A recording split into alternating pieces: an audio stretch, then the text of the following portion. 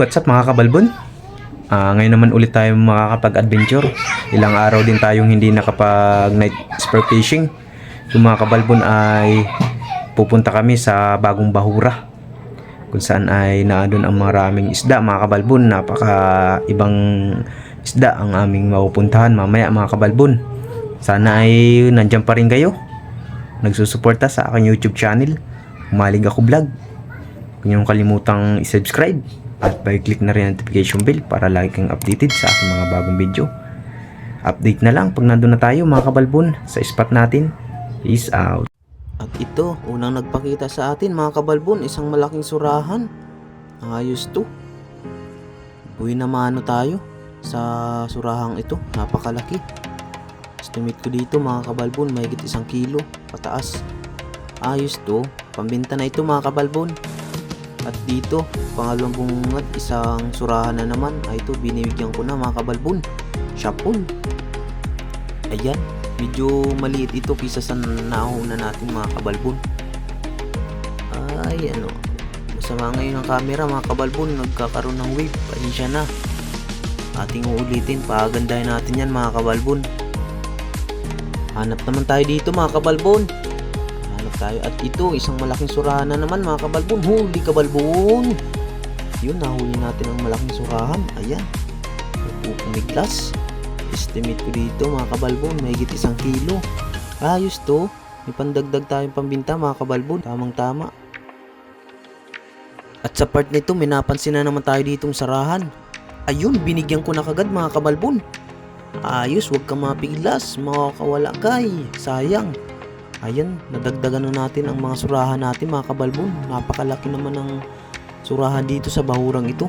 Mabalikan nga dito. Ayun o, kung makikita nyo mga kabalbon, ayos to. At ito naman, surahan na naman. Huli kabalbon. Ayun, napakalaking surahan. Ito ang medyo malaki mga kabalbon. Estimate ko dito, mahigit 3 kilo ito. Ayos to. Malaking biyaya ang ating natanggap ngayon mga kabalbon. Muna ako nagpapasalamat sa Panginoon. At ganun din sa ating karagatan. Talagang hindi isasawang bigyan tayo ng magandang klaseng isda mga kabalbon. Ayos to. Ayun o, ang laking surahan. Sarap na itong sigang mga kabalbon. At pirito, napakasarap. Hanap naman tayo ditong panayin. Ay ito, isang tarig bago.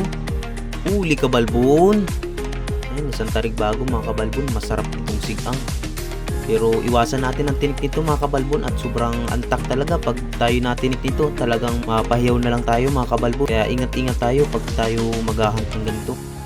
Hanap naman tayo ng panain mga kabalbon. Ay ito mga kabalbon. Huli kabalbon. Isang isdang may lipstick mga kabalbon.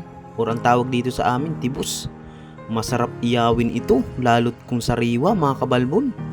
Kahit anong luto dito, masarap, basta't sariwa. Ayos to, sana'y madagdagan pa ng ganito mga kabalbon. Ito nga, isang malaking surahan mga kabalbon. Di sa kalayuan, di sa kalapitan, may napansin tayo ditong itibos. Huli kabalbon! Puro isdang may lipstick. Akala ko tao lang ang nagli-lipstick mga kabalbon, pati rin pala mga isda. Ayun, at magandang pagkakatama natin sa isang tibos. Ayos to, sana'y madagdagan pa, partang linaw na ito. Hanap naman tayo dito mga kabalbon, baka mayroong mga nakasingit dito. Ay ito nga, isang tarig bago. Huli kabalbon. Ayun, tagiliran ng tama mga kabalbon. Ayos to, butit na huli natin. Grabe talagang camera na ito mga kabalbon, nagkakaroon ng wave. Mahina na kayang spot mga kabalbon. Sino po dyan ang dodonate ng flashlight mga kabalbon? Baka naman. Ay ito, surahan. Huli kabalbon. Nahuli natin ang malaking surahan mga kabalbon. Pandagdag binta natin to sa mga nauna natin nahuli. Ayos to, maraming salamat sa Panginoon. At ginagabayan tayo bawat ating adventure. Ayan, ayos, maraming salamat.